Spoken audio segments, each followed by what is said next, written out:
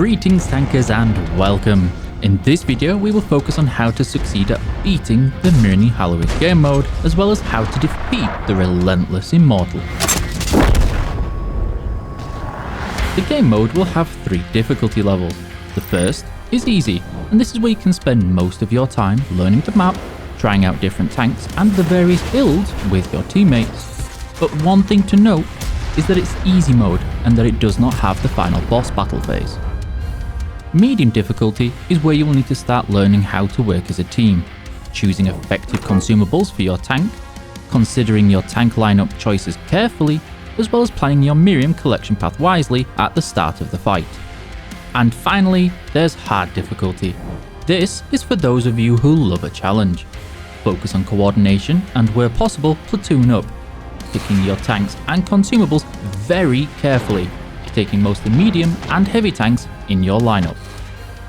When it comes to consumables for your tanks, if you want to win, regardless of the difficulty, just take them, no matter the cost.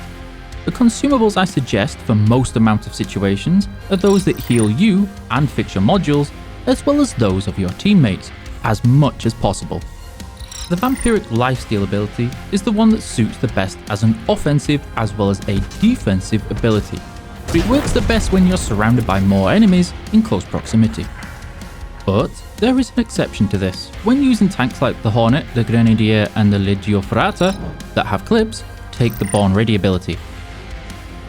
This gives you an instant reload, which is especially useful when dealing with hedgehog waves or fast clearing of spawn points.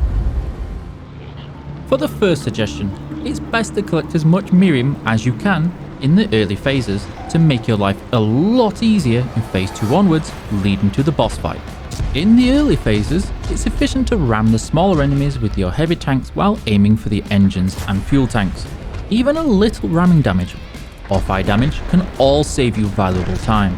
The Fast and Furious ability is useful for this as well, not just for going fast in a straight line. Like last year, only those who do damage or destroy the enemies will be able to pick up the Miriam that they drop.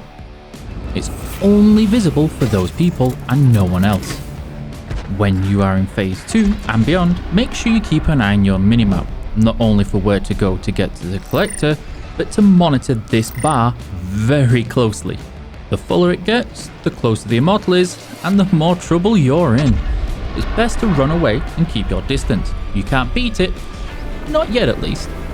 And now is a good time to bring to you interesting news. One of the new enemies you'll face in this mode, and that's right, you are seeing this, no you are not hallucinating, will be an alpha hedgehog this year. It's big, it's scary, and when you destroy them, they spawn lots of smaller hedgehogs, and they are not the friendly blue kind. When hedgehogs explode on impact, they deal not only ramming damage, but explosive damage too, which is fun. Try to take these down at range to keep your hit points and those of your teammates high. You will see these enemies appear on your minimap when you trigger a spawn point. It's always important to look out on the minimap for this little animation. You may not be able to see them yet, but I promise you, they are there. And they're going to be hedgehogs or hunters, and they've spawned and will be making their way to your location soon. It's quite easy for you to be suddenly overwhelmed and lose valuable time, hit points, or even teammates. This is easy to avoid.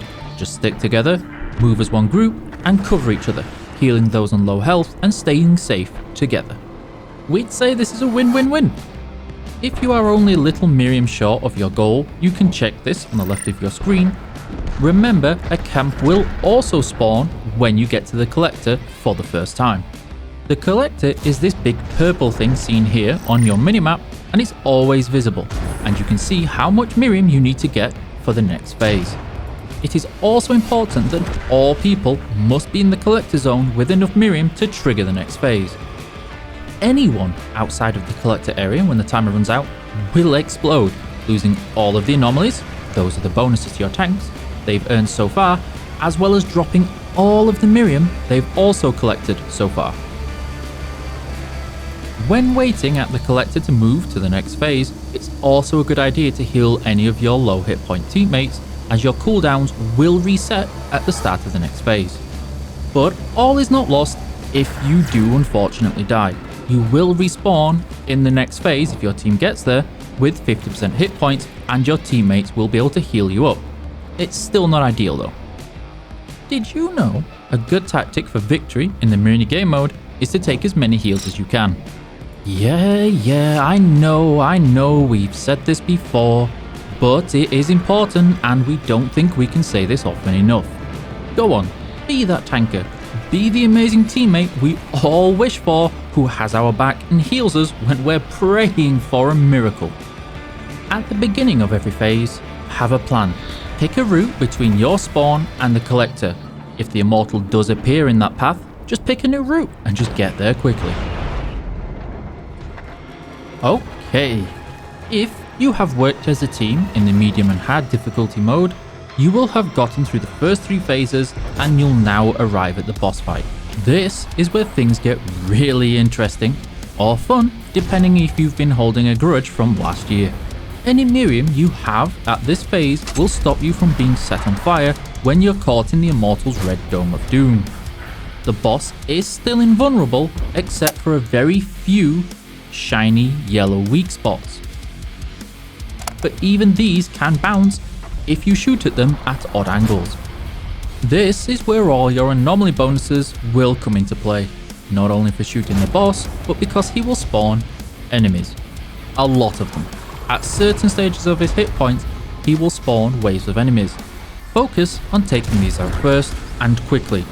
Cover your teammates and always be on the lookout for those hedgehogs. Use your area heals to keep everyone on low health alive, but keep your speed boost saved for emergencies. Those being when the boss charges at you, yeah, he does that now, trying to ram you with a speed boost, or when he calls in a bombardment. You'll only have a few seconds to get out of the area, and in slower tanks like heavies, you have a very high chance of taking immense damage. This is another good moment to share that you should always keep moving when possible and stay in groups for safety. Avoid going off alone. The Immortal boss fight does have 2 phases, meaning that if you do get destroyed during the first phase, you will respawn and have a chance to redeem yourself. Try to avoid taking too long getting past the first phase of the boss fight. The timer is still ticking and the Immortal still has a lot of hit points left. In the final fight, work as a team, coordinate abilities, and most of all, do not panic. Victory can be and will be yours. Teamwork makes the dream work. We suggest that you join the Discord server and use the platoon finder and voice channels to be better coordinated. Watch our official streams where we'll provide more advice and guidance, as well as more details for tips and tricks on how to beat the mode. Remember to subscribe for more videos and updates on the mode, as well as other topics with World of Tanks. Comment below with your favourite build and the tank that you think you'll use this year. That should be enough for today, Commander. Good luck in the mode, and we'll see you on the battlefield.